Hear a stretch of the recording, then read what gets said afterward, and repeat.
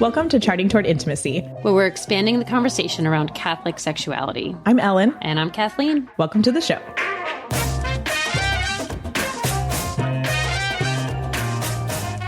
All right, welcome back to another Charting Toward Intimacy episode. We do not have Kathleen with us. We have Morgan with us. I'm very excited that Morgan is here. We are going to be talking about basically like the feeling of not being able to break the rules when it comes to NFP, and just kind of like what's behind that feeling. Also, some things to kind of think about if you like feel like you're stuck in that feeling. But before we jump into the episode, we always answer a listener question. We have an open question box. You can submit questions at any time, and we will answer one at the beginning of every episode. At the end of the month, I take all of the questions that have been submitted and I record a more in-depth Q&A video. And that is available in the exclusive Charting Toward Intimacy community, which you can join for only $5 a month. A link to that is in the show notes.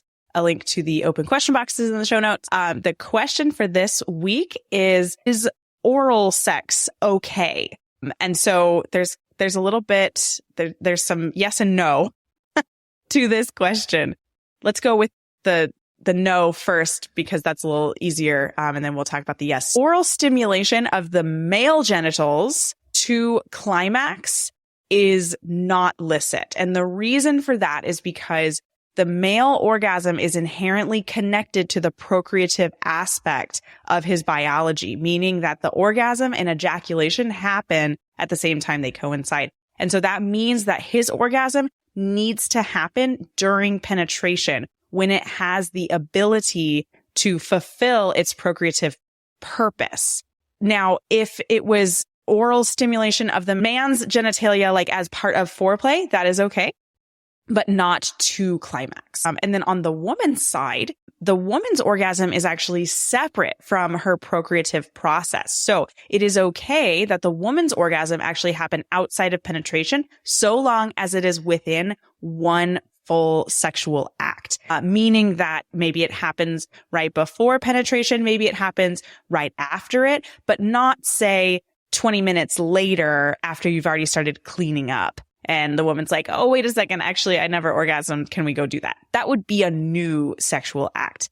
So oral stimulation of the female genitalia is absolutely licit. There's no part of the body that is unkissable. There's no part of the body that is untouchable. And in fact, oral stimulation can be a very effective way to arouse the female body. So it's something to maybe even consider if you haven't done it before and you have trouble becoming aroused enough. But it's absolutely like morally licit so long as it's within that one complete sexual act.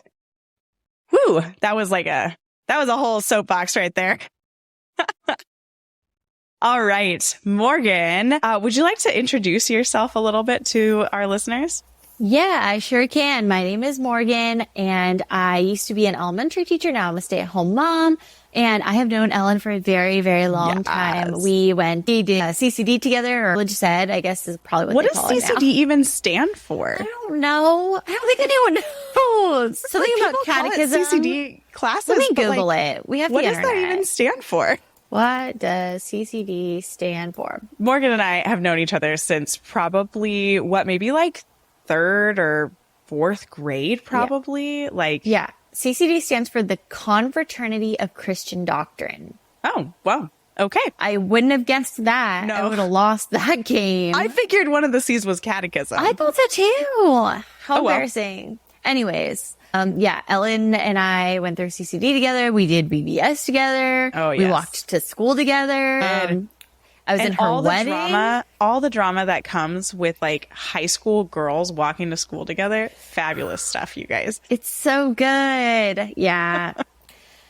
I mean, yeah, friendships ebb and flow. Oh, they do. They ebb and flow. And people mature. I am very close with Ellen still, and I'm very close with the other girl that we walked to school with. Even though sometimes we wouldn't speak. That's just part of being ladies. It's fine. I think so, yeah. Who knows where we were at in our cycles at that. I think if we had known those kinds of things, if we had known about the cycle when we were in high school, we might have been able to like communicate better with each other. maybe women would get put in fewer stereotypical boxes of just being like irrationally angry or out of control with their emotions if we actually taught men and women about fertility. Wow. That's a topic for another time. Yeah, I was like, wow, so maybe we should just change podcast episode topics right now. Just it's kidding, a spicy we won't. one. We'll save it. Okay, so this topic, like kind of just this feeling of like, oh my gosh, I can't break the rules, and that frustration with it, where this came from. And I see this pop up in like the NFP Facebook groups on like a regular basis, not like all the time, but I just like, I've been in the groups for several years now, and I've seen it like maybe twice a year for the past 3 years. Like, is someone will post, oh my gosh, it's so frustrating because I can't even just break the rules a little bit because I'll just get pregnant. And honestly, I want to just respond to that. Like, well, yes, the rules for avoiding pregnancy are there because that's what research has shown us defines that fertile window. So if you break the rules, yeah, you can pretty much expect to get pregnant. Like that's how fertility is supposed to work. And I was talking with someone the other day, and they were saying that they were nervous about their ability to maybe like follow the rules or get into the protocol or get into consistency. And I said, just point blank, there is no method of avoiding pregnancy that doesn't require you to follow some type of protocol to a T. If you're on a birth control pill and you don't take it that day, like you've swung things off. Mm-hmm. If you take it the wrong time of day, you've swung things off. If you're, not using a condom like the right way or in the right time, like everything requires a protocol. And this is just another thing to get used to. And like, definitely there's parts of the NFP protocol that are going to be more restrictive on whether or not you can come together at certain times, depending on what your aim is. But you're not going to find a path to avoid pregnancy that doesn't require some kind of mindfulness and some kind of consistency. Very true. Very true. I think like something I want to talk about is like, what's underlying this complaint of like, oh my gosh, I can't even just break the rules by one day. And like, I just end up pregnant. What's underlying it is a frustration with the fact that we are fertile.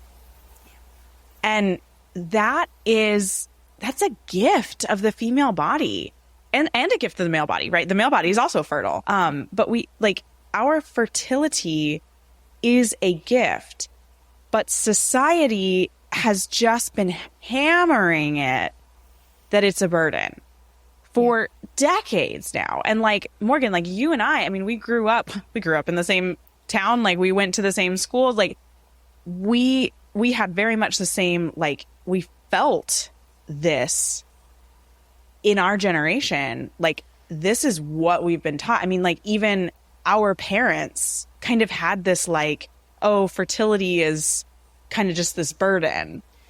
Yeah. And beyond that too, your fertility is something you should be afraid of. You should avoid it at all costs. You should put up as many barriers as you can because God forbid you get pregnant.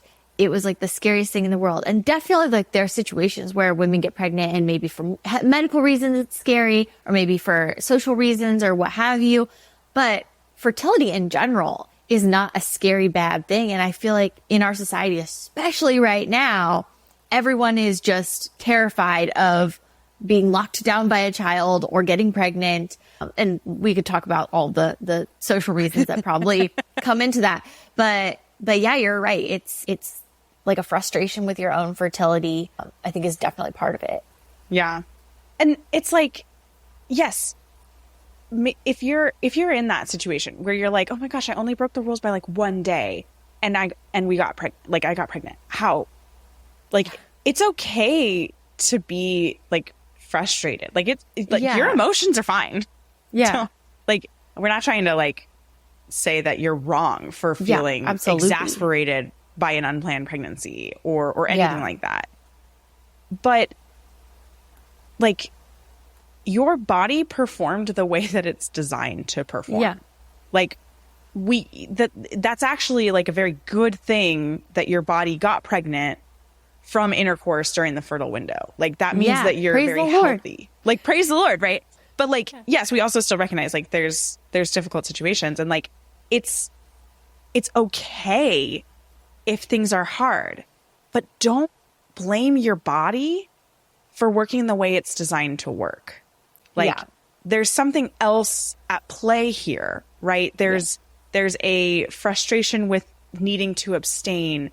There's maybe a passion in the moment that kind of overruled a previously discerned decision to avoid pregnancy, right? There's something else at play. It's not your body's fault that you got pregnant.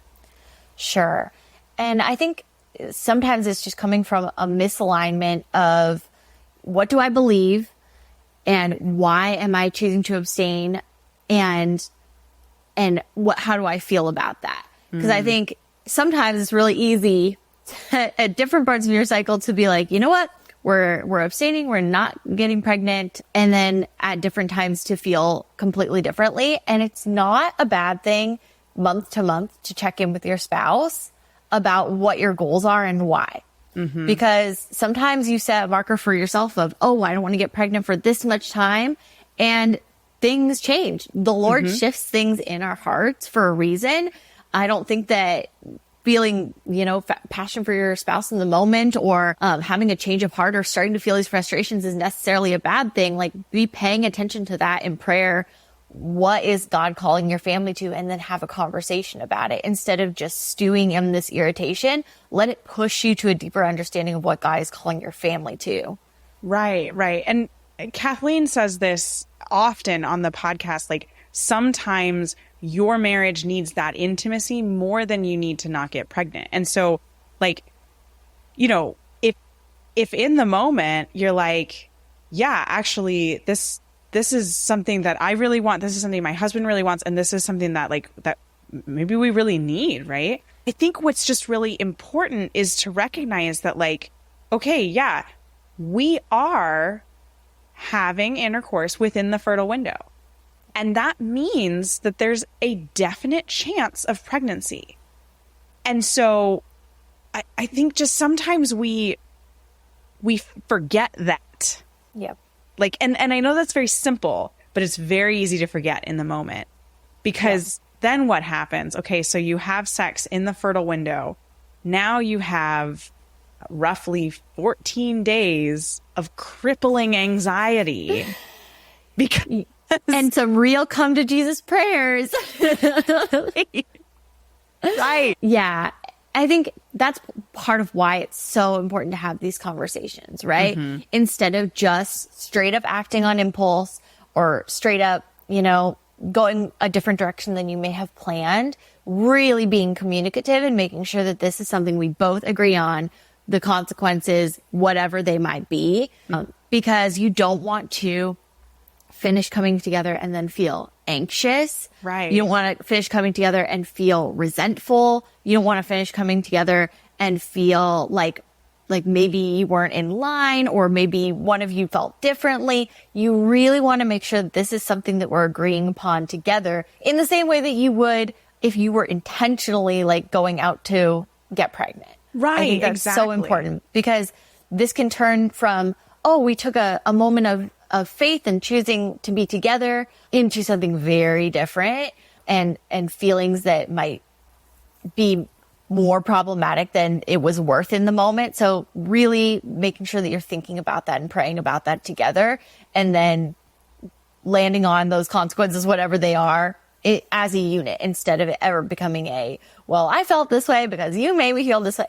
Nope, none of that. Right. And not turning into well, you're the one who initiated and now I'm pregnant, so this is all your fault. We really should not have these things.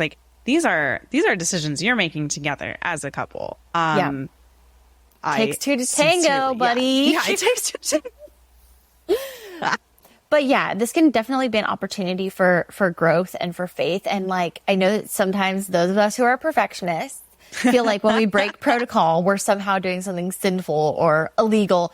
None of those things are true. You and your spouse are making these rules together. You don't have to follow an NFP protocol at all. Nope. You can just let it ride. You can do whatever you want. You're married. Well, oh, well. within reason, go listen to the illicit and illicit Yeah. acts episodes. But you coming together with your spouse, even if it's breaking protocol, is not a bad thing. It's just a decision that you make together. Absolutely. And sometimes that's a decision you make. And sometimes you take that moment to say, okay, how else can we come and be intimate with one another? How else can we love one another? How else can I serve you in this moment so that we can continue forward with this trying to avoid pathway that we're on? Communication is all about communication. It always absolutely is.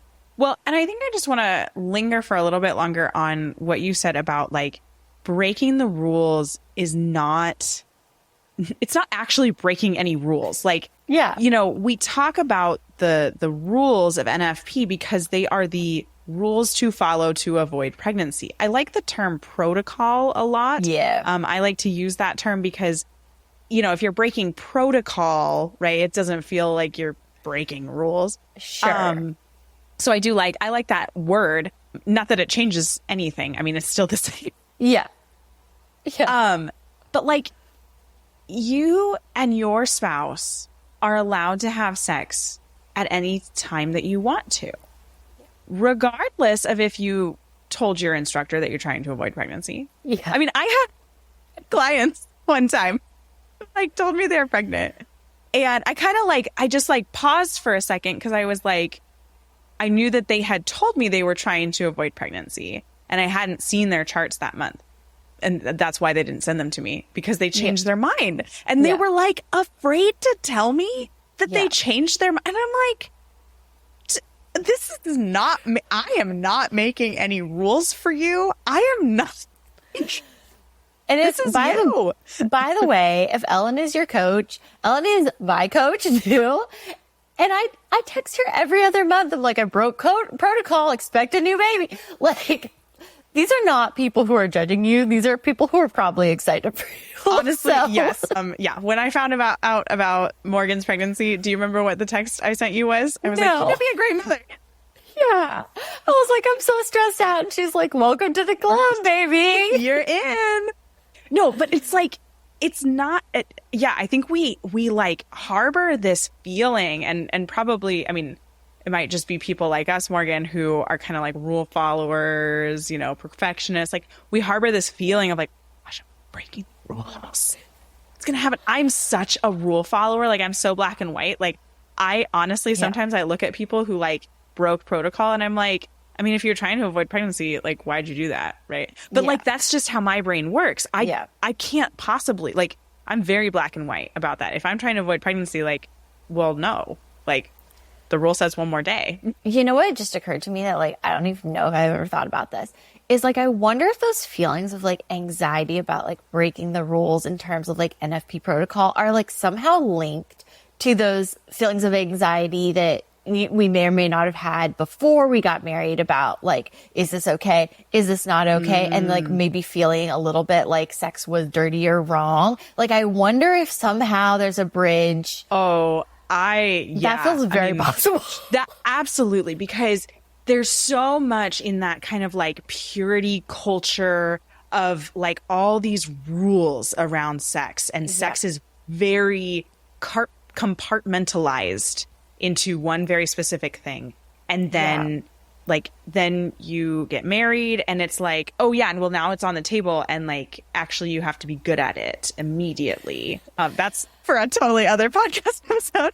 Yeah. But you like, there's still this feeling of like rules around it. And I would agree. It's like you start using NFP and it's like, oh, sex still has rules around it. Very, very strict rules. Right. And I would totally agree that a lot of purity culture has influenced how we look at the protocol of NFP. Because here's the thing is our like society is very black and white about whether you're trying to achieve pregnancy or you're trying to avoid pregnancy. Like you can't be People in don't the middle. understand if you're just like, we're like, who knows? Like people don't understand what that means at all. And But like, I meet so many couples who are just saying like, I'm just open to life. yeah, Beautiful. Love that. just If it happens, it happens. If not, great.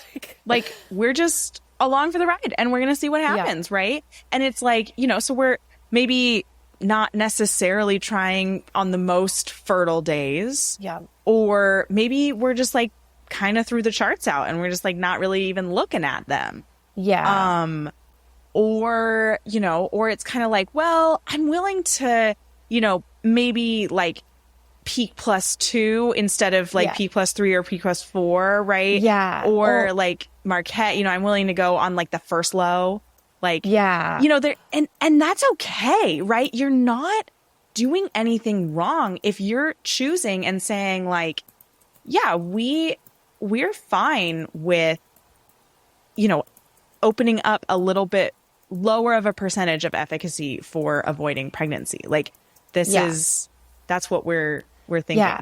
That was another thing that we were talking about before is like risk assessment. Yeah. Is there's a different risk that you're taking on peak +1 versus like 7 days before, you might ovulate, like on day 7 of your cycle. Like those are just very different risks. And it's okay to say, you know what, like we are open to life. If God blesses us with another child, that is what it is, which is how you should be. Even if you're trying to avoid, you should have that mindset. Openness to life. Yeah. And like loosening up the gears a little bit and saying, okay, maybe a little bit on this end or this end of my fertile window, maybe we could be open to that. Also, another thing I was thinking of just now is that like fear, that anxiety, or maybe like related to purity culture in terms of like treating your abstinent period while you're married like your abstinent period before marriage, because you don't know what that abstinent period should look like during marriage. Because I think it's so hard to figure out like what can we do together that's not going to cross the line, that's not going to make you uncomfortable, that's not going to push you into lustful thoughts, but that's also bringing us together, because that list could look different than it did before marriage. Absolutely. But trying to figure out that gray area is really hard. Yeah. I'm just here to say it's difficult. Wow. I mean, you're just opening up a whole area of things I haven't really thought about, but like, we're taught very clearly how to abstain premaritally. Like basically just don't do anything. Yeah. Right? Yeah. And there's very clear like lines of what is considered chaste premaritally, right? But within marriage, there's a very different level of things. I'm thinking about certain kinds of making out, like would not be appropriate premaritally, but or would be really bringing on lustful thoughts or a lot of like friction that doesn't need to be there, or just makes the abstinence period harder than it needs to be. Mm-hmm. But figuring out that minutia is a lot of like trial and error and conversation that I think sometimes it's easier to just be like, yep, we're roomies for the next 2 weeks, but that's a problem too. Yeah. So figuring that out, I think, can add to that frustration. Yeah. That's what I think. I think something, and this was something, this is in the catechism, but we mentioned it just a few episodes ago. Mixed motives should not stop you from acting. Give me more. Yeah. Morgan's like, I need more letters. So if you're not sure of the motivation for, let's say, like some kind of like heavy making out, if you're like, well, I don't know, we're trying to avoid pregnancy, we're abstaining right now in the fertile window, I don't know if I'm making out just because I want some kind of like sexual release in some way, or am I making out in order to kind of continue to be united to my husband because we love each other and this is a physical way to unite, right? There's a lot of like head space going in, headspace being taken up by thoughts there. But mixed motives should not stop you from acting. And we know that we have the grace of confession if we do act and go, oh my gosh, we should not have done that. Yeah. And that's okay, because like if you do cross a line, we have the sacrament of confession. The most important thing is, and your intention wasn't to sin. Right. And the most important thing from that is, once you establish that line, don't go crossing it again. Yeah. Absolutely. And I think something that my husband and I rule by a lot in our marriage that has done us a lot of favors is always assuming that the other person has your best intentions at heart, always assuming that they want good for you, and that if they make a mistake, that it wasn't intentionally trying to harm you or harm your relationship. Ooh, so in good. figuring out all this gray area, just having mercy for one another and open communication and a willingness to say, I'm sorry, that was incorrect of me, or you know what, I wish we wouldn't do that anymore, or like this thing that we did, like I wish that maybe we hadn't. Let's go to confession together. Chef's kiss. I think God really smiles on those conversations and like that mercy for one another. And even if in the moment it was a problem, it can lead to better things down the line of better communication and like a holier, stronger Right. There relationship is with like sex. some serious spiritual jujitsu going on with like somehow after sin, once we have reconciled ourselves with God, we are like closer to him than previously before we'd sinned. And it's kind of like, but we're not supposed to sin. I don't know. But it's true. I mean, we truly become closer to God after reconciliation from sin, right? Like, you know, in the Exaltet during the Easter Vigil Mass, they say, "Oh, happy fault of Adam," right? Oh, happy fault. Oh, happy original sin. What? Right? But we wouldn't have had Christ. Yeah. We wouldn't have had the resurrection. Yeah. Without that happy fault, right? Without original sin. So we're not saying like go sin, but I think we have to remember that God's mercy is super abundant, super abundant. And he wants us to grow closer to our spouse and therefore grow in holiness. We're going to mess up. Yeah. And I mean, if you think about the relationship you had with your spouse when you first got married versus now, it's so much better, but it's better because you had to sand down the edges. You had to have those conversations. Like you had to confront things that one person or another was doing that was causing problems. And without those like little stumbling blocks, you wouldn't have this beautiful thing that you have now. It's true of your relationship with Christ. And ultimately your marriage is a 3-person game. Yeah. So all of those things are connected. And these times of frustration can be times for growth, and they should be. And I think that's God's intention for all these hardships that we're dealing with. Absolutely. In I the think that's NFP game. I think that's a great place to just close out this episode. Sweet. Thank you so much, Morgan, for coming on. Of course. Thank you for having me. Thanks so much for listening. If you are not already following us on Instagram, be sure to check us out at Charting Toward Intimacy. And if you listen to podcasts on a platform that gives you the option to rate or review, we'd love for you to do that because it helps us spread the word about the podcast. If you ever have questions, comments, or episode topic ideas, please reach out to us. We love to hear from you. You can reach out on Instagram or send us an email. Our email is in the show notes. Until next time.